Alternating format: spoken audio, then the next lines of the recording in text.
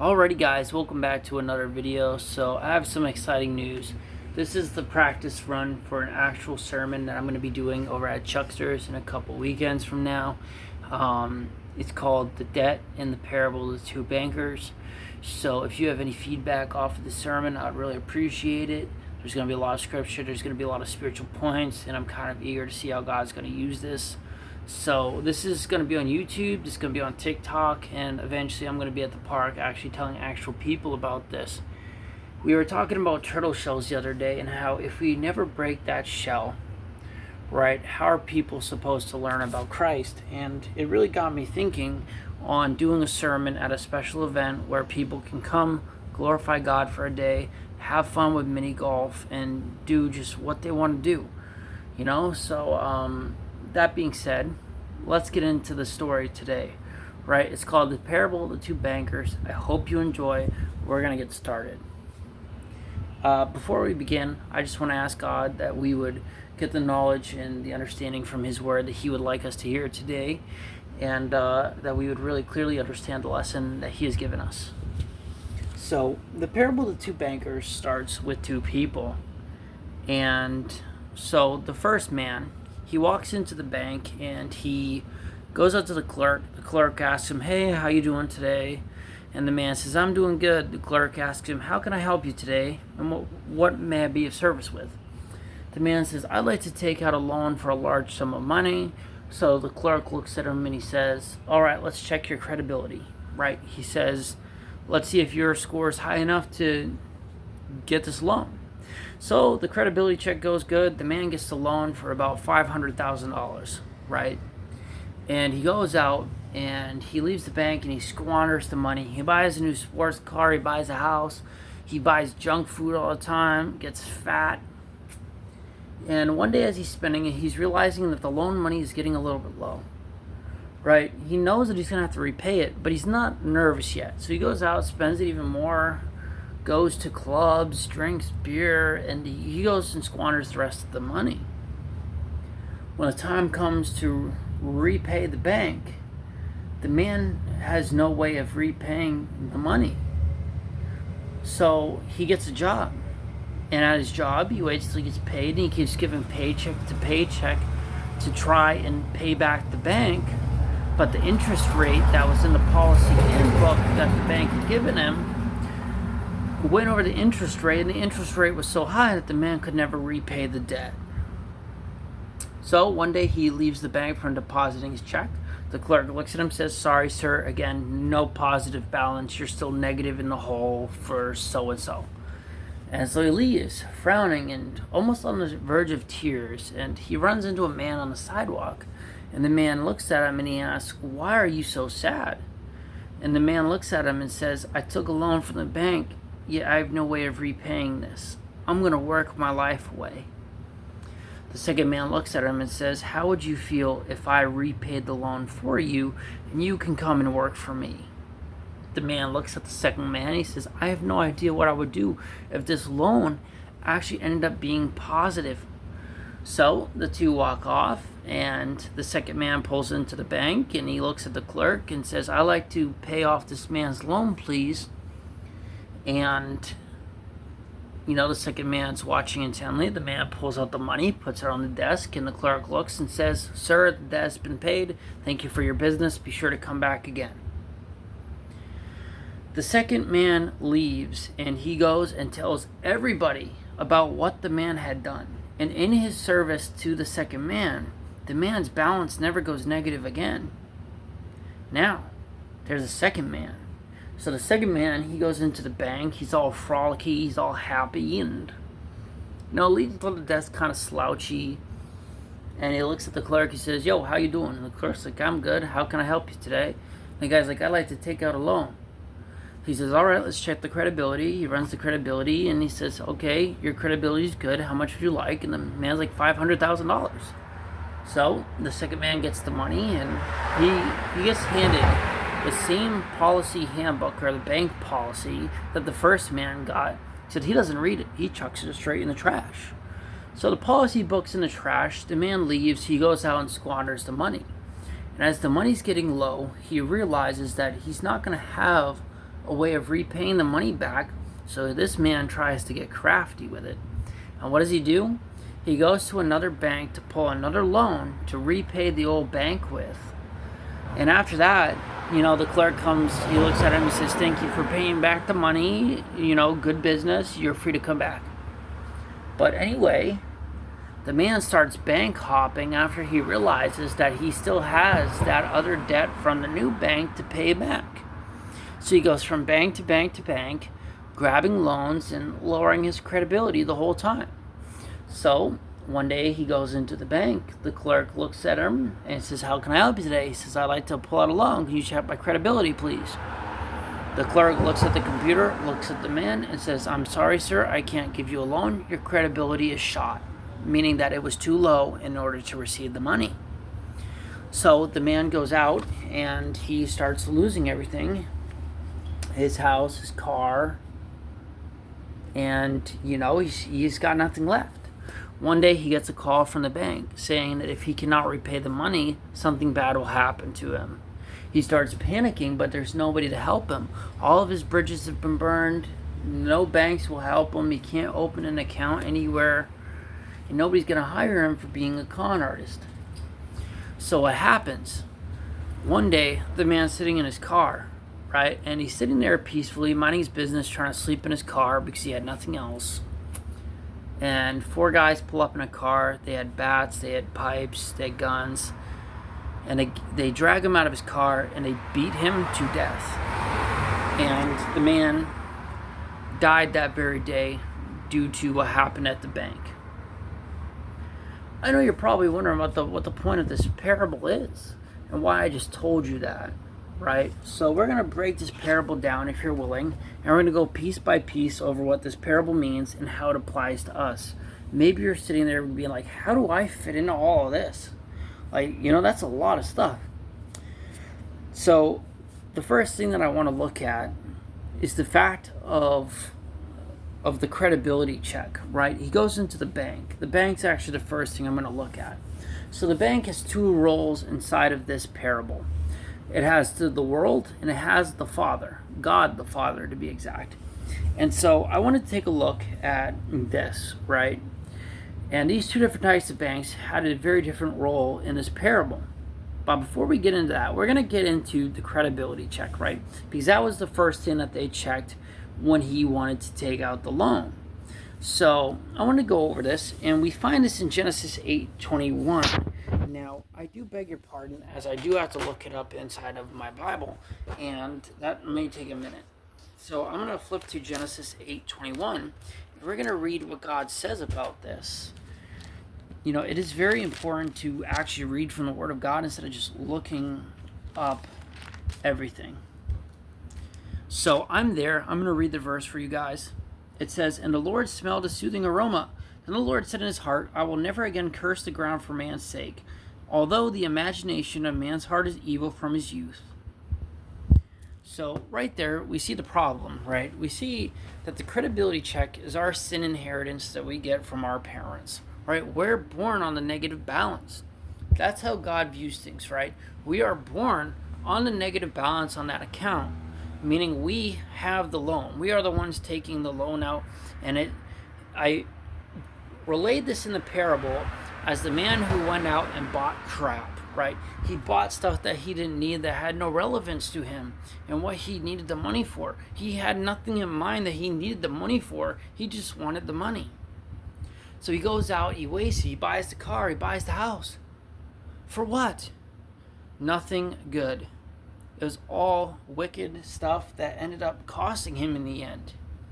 This is what I want to look at next, right? This is where the man kind of went wrong. We're going to go to Luke 14, and it's going to be 25 through the end of the parable. So we're going to go to Luke 14 here. And we're going to kind of read this and see where this man kind of went wrong.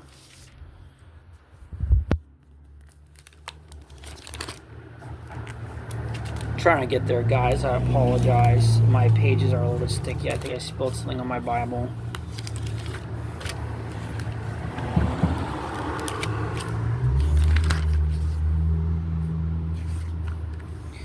So the part where he went wrong, right, is right here. We're going to read this, and it's out of verse 25 to the end. And it says this: Now great multitudes went with him, and he turned and said to them, If anyone comes to me and does not hate his father and mother, wife and children, brothers and sisters, yes, and his own life also, he cannot be my disciple. And whoever does not bear his cross and come after me cannot be my disciple. For which of you, intending to build a tower, does not sit down first and count the cost, whether he has enough to finish it, lest after he has laid the foundation and is not able to finish, all who see it begin to mock him, saying, This man began to build and was not able to finish. Or what kind of king, going to make war against another king, does not sit down first and consider whether he is able with 10,000 to meet him who comes against him with 20,000? Or else, while the other is still a great way off, he sends a delegation and asks conditions of peace. So likewise, whoever of you does not forsake all that he has cannot be my disciple. We see here, did you get it? He did not count the cost. He did not consider what the loan was or how the loan would affect him. We see that because he bought all the crap. He bought the car. He bought the house. But we also see in that new first person, right, he gets a new account with the person that repaid his loan. He gets a new job. He gets a second chance. The first man that I want to go over, he meets Jesus, right? And I want to go over something else that was really important before he met Jesus, right? There was one other event that happened. If you recall, he started putting his paychecks into the negative balance. I wanted to go over where this fits into the Bible and how this affects us. It's found in Ephesians 2, 8 through 9. So let's go there.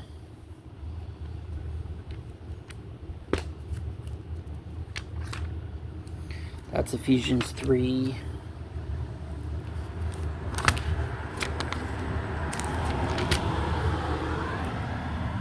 Oh, it's Ephesians 2. Right. What am I doing, man? So I want to go over this because this is equally as important. So it's Ephesians 2, 8 and 9, and it says this: For by grace you have been saved through faith, and that is not of yourselves, it is the gift of God, not of works, lest anyone should boast. We see this in the parable by the man putting paycheck into the negative balance. And it's just never enough, right? No matter what he does, he can't repay the debt. The problem is this man's paychecks equal his works in the spiritual realm.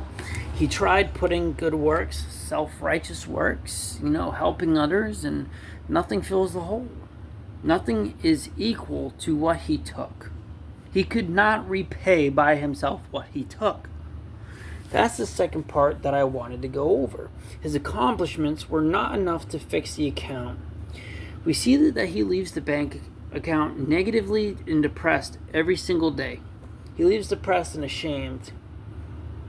Now we see Jesus come into the picture, and we have John 3:16 through 18 to cover this part. Jesus gives him a chance, right? And we're going to go to John 3:16 to 18, and we're actually going to read this. It is very important to go to the Bible, like I said, which is what I'm doing, which is why it's taking me long to find this. But I do encourage you guys to be reading this on your own. It's really good to be in the Word of God for daily inspiration. It says this in John 3:16 through 18. It says, For God so loved the world that he gave his only begotten Son, that whoever believes in him should not perish but have everlasting life. For God did not send his Son into the world to condemn the world, but that the world through him might be saved. He who believes in him is not condemned, but he who does not believe is condemned already, because he has not believed in the name of the only begotten Son of God. I wanted to read that because did you get it? You get a new chance when you admit that Jesus died on the cross and that he was the Son of God. We see that this man's account gets repaid and he's overjoyed. This leads to the next step. Are we telling people that Jesus repaid our debt? We see in that parable that the man goes out and he tells everyone about it. He's not playing favorites. He's not withholding information. And we see this in Matthew 13, 45 through 46. In case you're wondering what that is, it's the parable of the great pearl. right? And I'd like to go there right now and read that as well. So we're going to go to Matthew 13:45.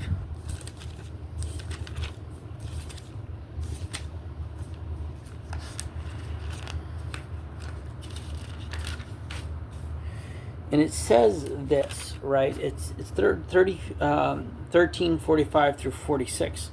Again, the kingdom of heaven is like a merchant seeking beautiful pearls, who when he had found one pearl of great price, went and sold all that he had and bought it. You know, how many people are we telling that we have found something great, or what God has done is so great in us? You know, he repaid our debt, and it's our job to be telling other people about this. The story of the first man so fascinating, right? Because he repents and changes his way, and he does not take out another loan. He completely changes his way and chooses to work for Jesus in those acts of righteousness that we see in John 14:10, where it says that the Father does through us naturally. It's called the fruits of the Spirit for a reason. All we do is heed the call. We're going to get into that in a minute. But for now, I'd like to talk about the second man and what was so wrong and what went wrong in his life and kept going wrong. You know, a lot of us are looking at the second man going, what in the world is he thinking? So let's get into this. You know, he had a lot more wrong than the first guy. And it said, you know, when he goes into the bank, and this is the first thing I want to talk about, right? He discards the rules and he disregards the rules of the bank, and he doesn't care about the price that it's going to cost him. He just takes the money. He wants the free money, right? And reading Luke 14:25, he doesn't count the cost as to what it's going to cost him down the road. He sees the instant money now, but he doesn't count the cost. Let's see how that affects him. So we see this. We keep going and going, right? He squanders the money, he buys crap, and you know, unlike the first man, there's nobody to intercede for him. There's just nobody to stop the bad things from happening. The debt has to be paid. Between both banks, that is the one thing that stays the same, is the money that you took has to be repaid, right? We see that between the first man. That was the problem. He couldn't repay the money, so Jesus interceded for him. Problem is this second man has nobody to intercede for him. Let's go to Romans 6:1-2 and see what it says about that.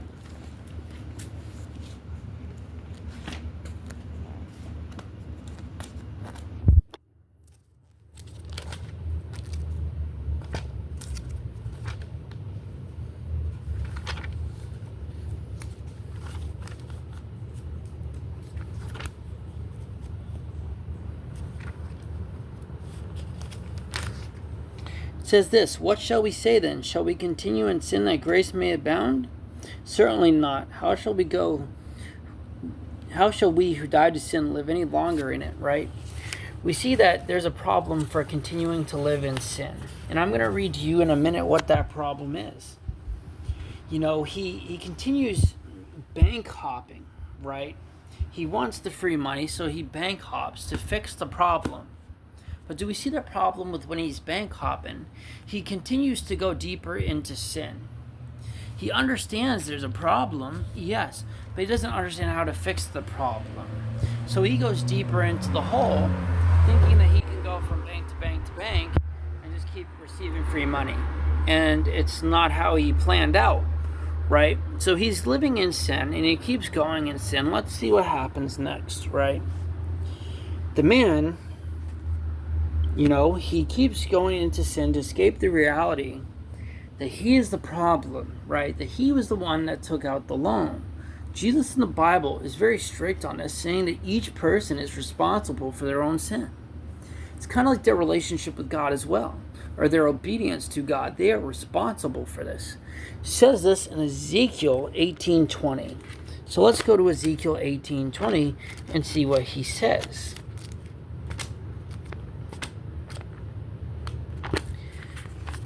I'm a little bit rusty in the Old Testament, so just give me a second to find Ezekiel, will you? Please. There it is. It says 18:20. He says this, Kind of a scary verse, too. He says, the soul who sins shall die. The Son shall not bear the guilt of the Father, nor the Father bear the guilt of the Son. The righteousness of the righteous shall be upon himself, and the wickedness of the wicked shall be upon himself. We see that each man is responsible for his own sin. The second man who went into the bank was responsible for returning the money that he took from the bank. But do we see the problem? No matter what he tried, he could not repay the debt that he took. He has no way of doing that, so he turns to more money and the easy way out every time. Problem is, the easy way out has a price every time that you take it. And we see this, right? He reaches the end of his road after wronging so many people, and the man realizes that nobody wants to give him free money anymore, and he stopped dead in his tracks. Let's see what Bible verse refers to this amazing event, right? It's Romans 6:23. It says, for the wages of sin is death, but the gift of God is eternal life. The man's wages had finally caught up to him. That's one thing that a worker has in common, no matter what type of work you're doing, is you are owed wages, meaning that you get paid for the work that you do. In this case, the man worked for sin, and the sin caught up to him in the end. And what happened in the parable? The guys got out of the car and they beat him to death. That's his reward for all the wages that he did.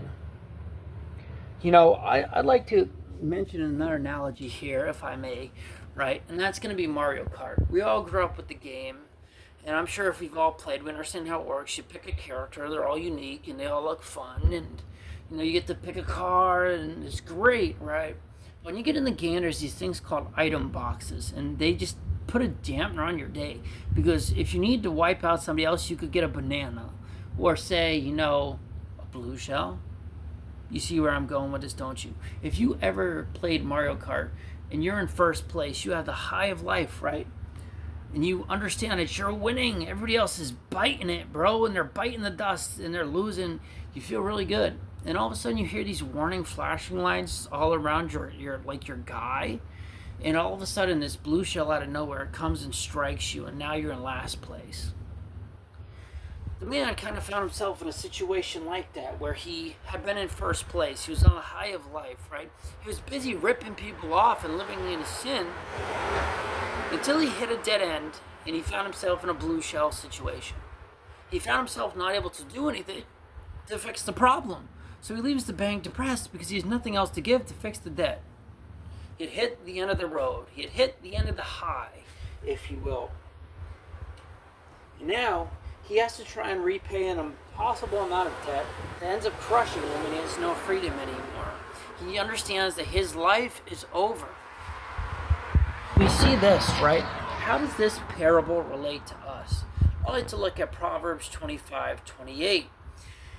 It goes over the fact that a man who lacks self-control is like a city whose walls have been broken into and waiting to be attacked.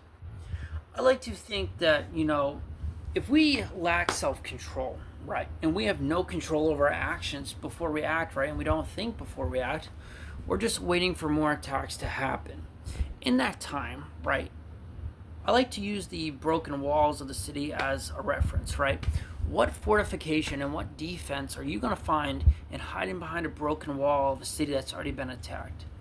Chances are there is no defense, and you're going to just keep getting attacked because there's no fortification in the broken wall. So until you start building up boundaries and fortifications, you're just going to keep getting hit with spiritual attack after attack after attack. Kind of like the second man here. He didn't think before he took out the loan, and it cost him a lot more than what he thought it was going to take from him. It even ended up taking his life. So what I want to read to us here today is Proverbs 3:5-6. It states that there is no defense from the sin that so easily entangles us every day in life. It says that we lean on our own understanding instead of God's. Instead of putting our life in His hands, we lean on our own understanding. It says, lean not on your own understanding, but in all your ways acknowledge Him, and He will make your path straight.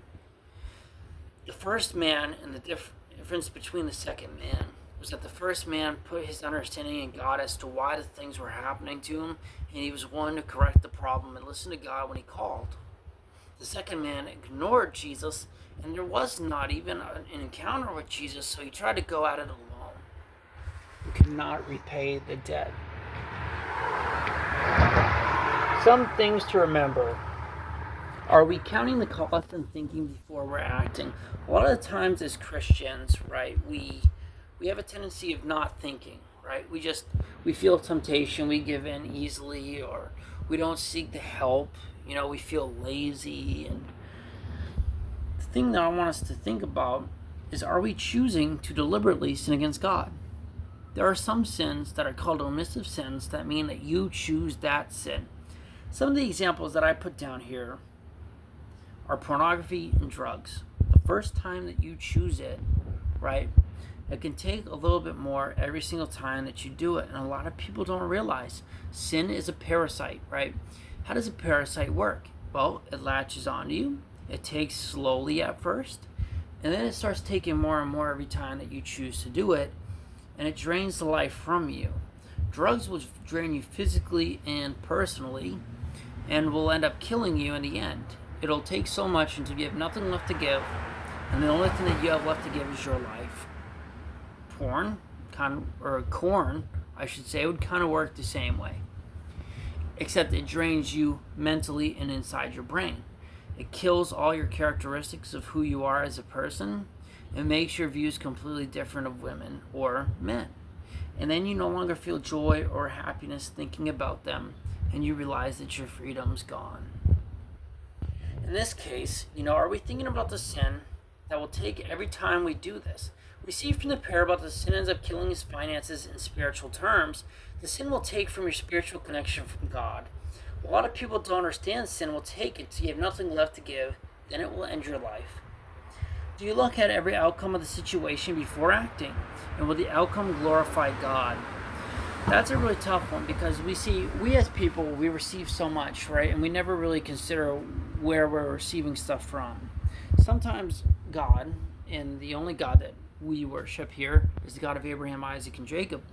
And he likes adding things to our life that will glorify him, right? Sometimes he'll give you a good job. Sometimes he'll give you a car. He wants to see what you're going to do with it. Are you going to glorify him? Or are you going to run back to more sin to glorify yourself with it? Are you going to take more loans out to try and fix the problem? Or are you going to run to him so he can repay your loan? And that way you can work for him and glorify him. Everything that he brings into your life is to glorify yourself. Sometimes such objects are to actually serve and obey him. We're going to look up a verse in 1 Samuel 15, 22 through 31. So let's go there and see what this is talking about, right? For those of you who don't know, this is kind of like King Saul, right? Saul had been the first king of Israel that the people had grumbled against God, and they were like, you know what? We don't want this. We want a king, and we want to be able to just, go to this king whenever we need anything. And God tells Samuel, he says, all right, well, tell them what he's going to take from them. And they get told that Saul's going to take everything, even their children, away for war and stuff, and they didn't care. They didn't care about the cost, right? And that's exactly why we're reading this as well. It's another thing, right? So we're looking at 1 Samuel 15, 22 through 31. Still trying to get there, though. Like I said, the pages are a little bit sticky for some reason. They spilled, wash or something on there.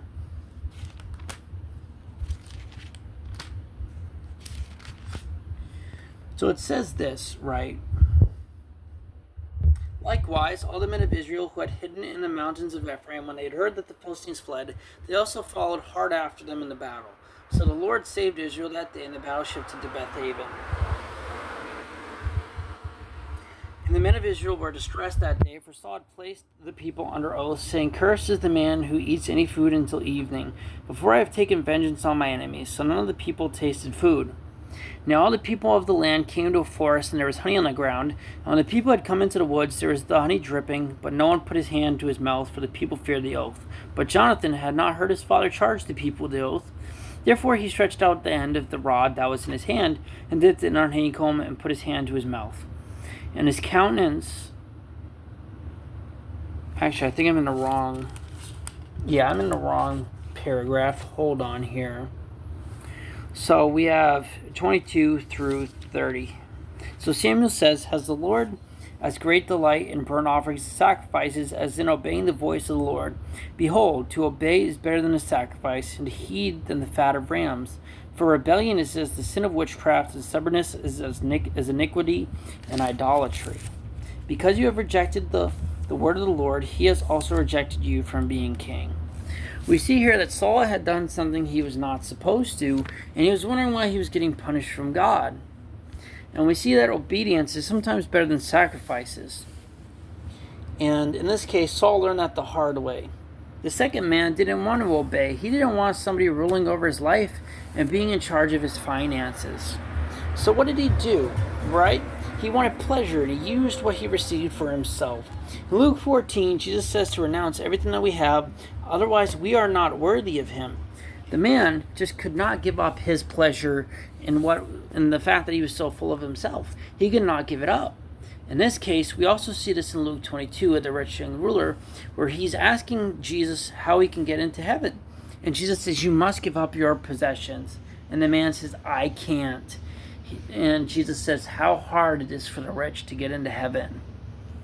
And we see that these objects are supposed to be used for God's glory, but so many times we go out and we buy the crap. Do you see the point? We are the second man sometimes. We use that crap. And I want to ask you a personal question today. It says, what is holding you back from accepting Jesus in all aspects of your life, and what sin are you holding on to? Right? And are we being honest with ourselves of our identity to other people? Are we going out and being the pearl, or behind closed doors are we trying to battle it alone and succumbing to our sin? That's what I want to ask you today. Integrity is who you are behind closed doors, right? That's a very important word. And if somebody is looking in through the window of your house, right, because we all have houses, the word of God says we are his temple and he lives inside of us. My question for you is, if somebody was to look through the window of your house today, through the window of your temple, would they find it clean and in order, living the Christian life and proclaiming God's glory and what he freed you from? Or are they going to find that sin is still thriving inside of you and the rotten decay of death is still inside of you, waiting to happen? Did you hold on to sin? Are you ready to let go of your sin and to trust and have faith to receive God's grace in your life today? Because in Romans it says that we already went over, that we are saved through faith, through grace, not through works, that no one may boast. Have you hit the point where you realize the point of the message yet? Nothing that we do physically can earn our salvation and fix the debt that we owe to the bank. I said earlier we'd go over how those two different banks ended up affecting the parable. The first man, he got a loan from the Father, right? He got life. And he realizes that he has a sin problem since he's born.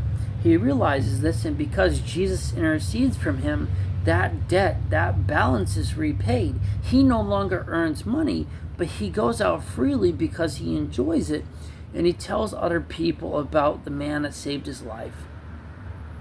The second man's bank is the world.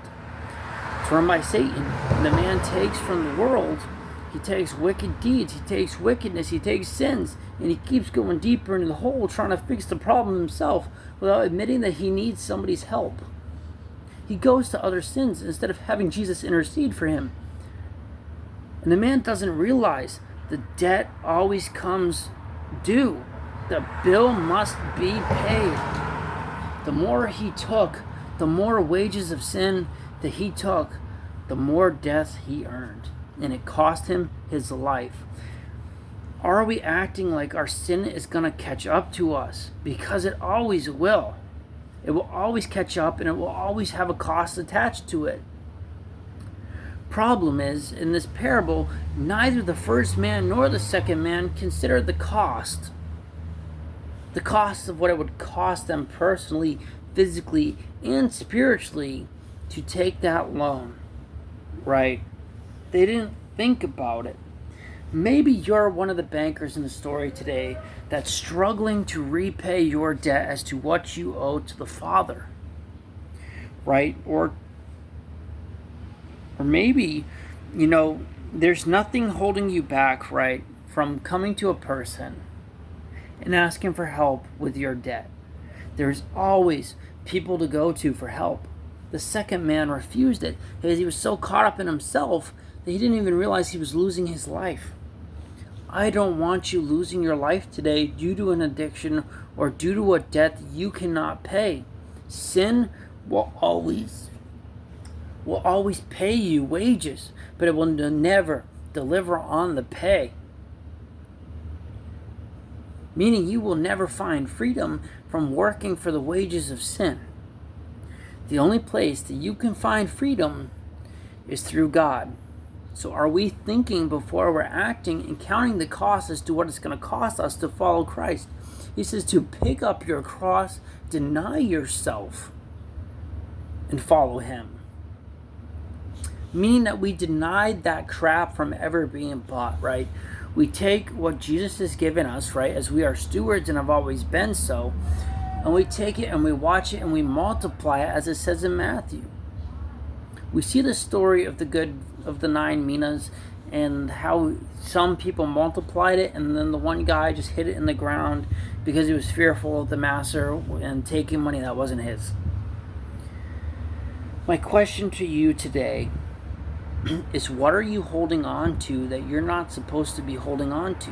What wages are we reaping, and how are we going to repay the debt that we owe? Are we trusting in God and having the faith that we have been saved through grace? That God has already repaid that debt, and then are we telling people about it? Or are we trying to repay the debt ourselves and completely taking God's gift for granted and treating it completely complacent? That's all I have for today. Thank you. Leave your thoughts on the sermon below. I appreciate you watching. Have a good night.